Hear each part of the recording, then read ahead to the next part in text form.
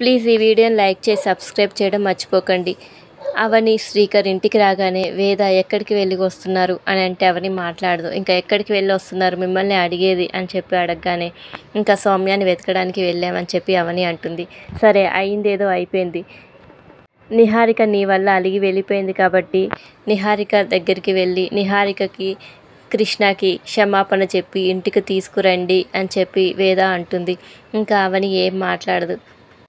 వేద ఇంకా నేను చెప్పినట్టు చేస్తావా లేదా అని చెప్పి అవనిని అడిగితే ఇంకా అవని మీరు చెప్పినట్టు నేను చెయ్యను అని చెప్పి అనగానే ఇంకా ఇంట్లో వాళ్ళందరూ ఒక్కసారిగా షాక్ అవుతారు. నిహారిక దగ్గరికి వెళ్ళలేను, క్షమాపణ చెప్పలేను, తనని ఇంటికి తీసుకురాలేను అని చెప్పి ఇంకా అవని అంటుంది.